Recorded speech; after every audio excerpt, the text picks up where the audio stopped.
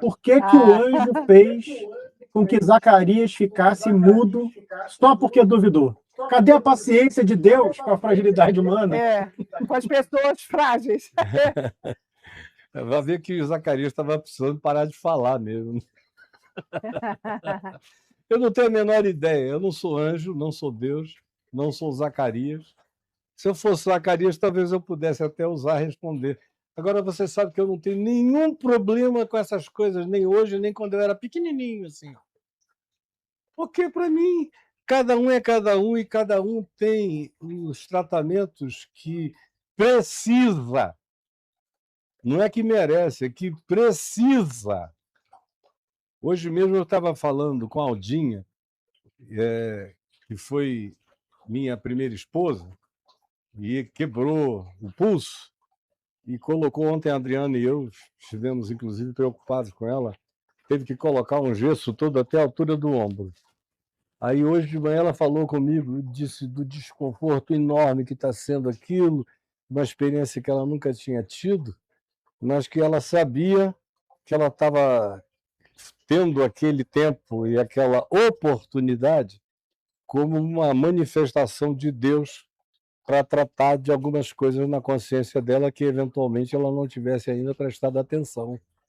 E eu falei, é isso mesmo, não olha para o gesso, olha para dentro, olha para a mente, olha para o coração, olha para o que se desenvolve em paciência, em dilatação na gente, essas coisas todas. Se a gente ficar olhando para fora, reclamando do braço e não olhar para dentro e aprender com a limitação, de nada servem para nós. Então eu passei a vida inteira assim. Mesmo antes de eu me converter, eu nunca fiz uma pergunta. Nenhuma. Eu não tenho lembrança de dizer, ó Deus, por quê? Que eu estava indo para o Botafogo para ser profissional. Na semana que eu ia me apresentar, arrebentaram a minha perna e eu nunca mais pude jogar bola durante um ano. No Lídio Toledo, tratando. Não. Aconteceu, foi um acidente e pronto, eu não tive elucubrações. Em qualquer outra coisa da vida que tenha acontecido comigo, nós estamos juntos todo dia, 24 horas por dia, fazendo 27 anos. Você nunca me viu com perguntas, com questão de nenhuma natureza. Nunca. Nem metafísica, nem filosófica, nem teológica, nem prática, nem nada. Eu tento aprender. E aprender de preferência em silêncio. E se tiver alguma coisa que eventualmente eu aprenda que venha a ser útil, compartilhar, eu compartilho. Do contrário, eu aprendo para mim mesmo. Como eu acho que Zacarias aprendeu para si próprio. Só Deus sabe por que Zacarias tinha que ficar em silêncio. Aquela gravidez inteira de Isabel em silêncio. Então, meu filho, eu sinto muito em informar você, eu não tenho a menor ideia e não tenho a menor preocupação. E acho absolutamente normal que cada um receba o tratamento necessário para o seu próprio desenvolvimento. Agora, eu tive um professor por excelência, que foi meu pai, que nasceu todo forte, você o conheceu, aquele cara maçudo, peito todo desenvolvido, aquela mente einsteiniana ou davintiniana, aquela genialidade extraordinária, com essa perna aqui morta, desde 1 ano de idade, porque teve o pólio, naquele tempo não se sabia nem o que era pólio, não tinha vacina para nada no interior do Amazonas, no Rio Purus, e mesmo na Europa não se tinha uma vacina para nada disso, nem em lugar nenhum. Aí chamaram um farmacêutico, meu avô estava viajando, o indivíduo foi dar uma injeção nele pensando que era uma febre decorrente de alguma outra coisa e deu tão mal dada que conseguiu matar o nervo ciático dele. Então, além da paralisia infantil, ele ficou com o nervo ciático morto. Sabe quantas vezes ele perguntou por quê? Desde criança? Nenhuma. O meu avô não tinha essa pergunta dele, nem as tias, nem os tios, nem ninguém jamais o viu reclamar de coisa alguma. Ao contrário, ele ficou mais forte do que todos os homens da família, fisicamente, ficou mais culto do que todos os homens e mulheres da família, teve uma vida muito que gabaritou a vida no que ele quis, de ponta a ponta, de cabo a rabo, no que ele quis fazer. Ele namorou, ele transou, ele ganhou dinheiro à beça, ele não deu a mínima para coisa alguma, ele aprendeu defesa pessoal, aprendeu um monte de coisas. E eu não sentia falta de nada, como eu já te disse. Eu só fui descobrir que meu pai andava de muleta quando eu mudei de Manaus para Copacabana aos 10 anos de idade. Os meus amigos de racha de rua na calçada, um dia me disseram: "Ih, o seu pai usa uma muleta, né?" Porque até o jeito dele andar de muleta, você lembra, era tão suave. Era muito suave. Você não notava que o cara tinha uma muleta. Se eu chamasse, ele rodava no calcanhar assim, você nem sentia aquilo ali, era uma leveza total. É verdade. Então, começando do meu pai, eu aprendi a não fazer perguntas. E eu sou tão feliz sem pergunta nenhuma até o dia de hoje. Eu acho que eu vou partir daqui para a eternidade sem querer saber por que Zacarias ficou mudo. É só o que eu posso dizer, meu filho. Muito bom, Agora, reverendo. especulando. Tem uma frase sua naquele Muito livro bom. E que o tem gente Sofrimento aqui. Ensina, que diz assim: o que mata é o que não dói. É o que não dói, né? É o que mata. Geralmente é o que mata, é o que não dói. É o meu caso, que eu sou assintomático. Mas só especulando aqui, John, essa moça falou que estava se corroendo para saber, porque muita gente fica nervoso, achando que não pode dar toda a confiança para Deus, porque Deus não é de toda confiança. Mas, na hora que a gente aprende a descansar no amor de Deus, né?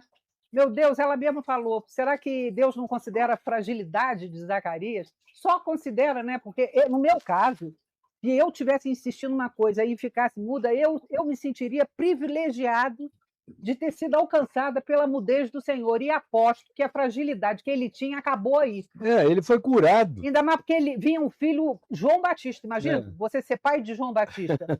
Você não pode ter fragilidade nenhuma, não. Nem complexo de inferioridade nenhuma ele natureza. Foi certezas com essa mudez. E ele ainda teve a bênção de ser ele que escolheu o nome do garoto. Olha, tem uma coisa que... João será o seu nome. Tem uma coisa que eu faço a minha semaninha devota com ela. Em tudo dai graças. Em tudo, porque você não sabe de coisa alguma, justamente porque a gente não sabe de nada. Né? Mas é isso, John. E aí com você, o que está acontecendo? E aí, gente, o pessoal agradecendo, o pessoal se tornando membro, agradecendo, mandando um grande abraço para você. Aqui, reverendo, tem uma outra pergunta. Pastor, você poderia explicar sobre o que é o aniquilacionismo? O aniquilacionismo é aquilo no que eu creio. Eu creio na aniquilação. Eu não creio no aniquilacionismo, porque é um sistema de aniquilação que quer, até nisso, se tornar numa teologia escatológica sistemática. E eu tenho...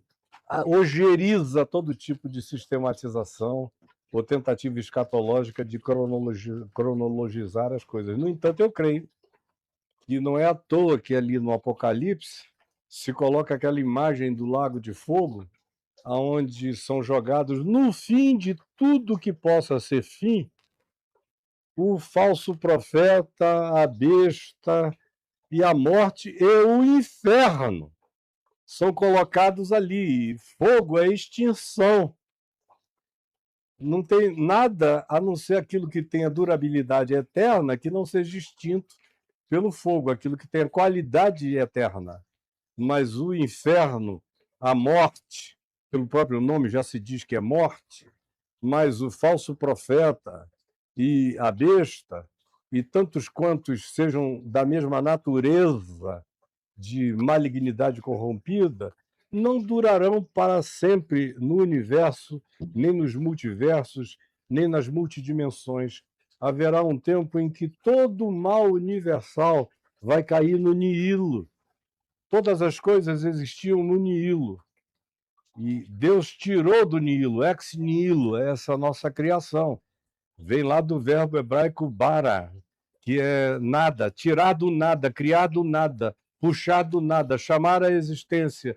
O mesmo que tirou do nada todas as coisas é o mesmo que pode colocar no nada aquilo que não quis ser coisa de acordo com a vida, que não quis ser ente de acordo com a troca de relações que promovem a possibilidade da continuidade da vida, que preferiu ser discípulo do ódio e da perversidade e da maldade, mesmo diante de toda a iluminação, lucidez e clarificação trazida por Deus, pela vida e pelos homens, para iluminar o sentido do que tem valor e tem qualidade eterna, e ainda assim o indivíduo se endiabre de tal modo que diga: eu não quero, eu prefiro ter parte no nada do que ter parte na glória.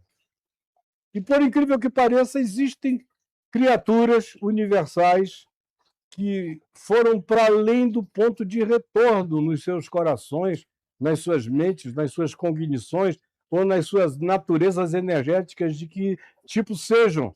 E são esses os que o Apocalipse joga em estado de aniquilamento, de extinção, o que é uma grande bênção, né? Eu, por exemplo, considero que a passagem pelo inferno é uma oportunidade de graça, de luz, de acendimento luminoso na consciência até então entorpecida e que sofre uma ressensibilização de qualidade eterna.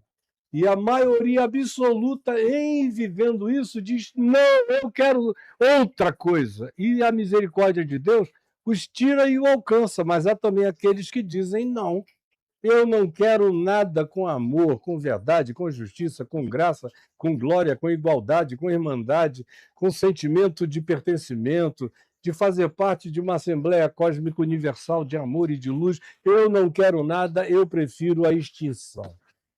Por mais chocante que seja para a mente de quem esteja nos ouvindo, no entanto, eu vejo essas pessoas vivas entre nós. Eu vejo essa pessoa viva na presidência dos Estados Unidos da América. Eu vejo essa pessoa viva como primeiro-ministro de Israel. Eu vejo essa pessoa viva na República Federativa Russa. Eu vejo essa pessoa viva em tantos outros governos, em tantas empresas, em tantos empreendimentos bilionários e trilionários. Eu vejo. Você adverte o que vem pela frente e eles dizem: e daí? São pessoas para quem a vida só vai até a sepultura. Elas já se consideram entes da extinção. Já se consideram, por isso elas não querem saber de nada, entesourar futuro para filho, neto, bisneto, a humanidade e os estranhos e desconhecidos de outros lugares nos mares. Eles não estão nem aí, eles só pensam neles. É um narcisismo diabólico, não tem nenhuma visão para além de si próprio. Então, esses indivíduos já vivem e existem pensando na aniquilação. Que quando eles morrerem não vai ter consequência, eles podem fazer o que eles quiserem, serem pedófilos como eles desejarem, matarem, roubarem, destruírem, fazerem todas as loucuras da sua cabeça, porque o pior que vai lhes acontecer é, em morrendo, sumirem. Sem ter que prestar contas a ninguém. Eles estão muito enganados. Eles ainda têm a chance do inferno pela frente. Agora, tem gente que nem no inferno se arrepende. Tem gente que nem em muitos infernos, e o inferno não é um templo, é um estado, é uma invasão de volume inexplicável de consciência qualitativa do significado da verdade, da realidade e da luz, aonde ninguém pode continuar cego, mas mesmo sendo iluminado pela verdade que rejeitou e por tudo aquilo que preferiu dar de mão e abraçar todas as coisas que matam, ainda assim insiste em continuar. Então, esses serão colocados no processo do aniquilar, que será instantâneo. Uma graça de Deus, porque, de fato, eu não sou universalista. Eu não creio que, no fim, todo mundo vai ser obrigado a vir para o amor de Deus. Não. Livre-arbítrio existe até as últimas consequências. E tem gente que pode não querer, pode ficar tão diabo que o diabo fica com inveja. E aí o cara vai cair na aniquilação, e ninguém tem a dúvida disso. Já tem muito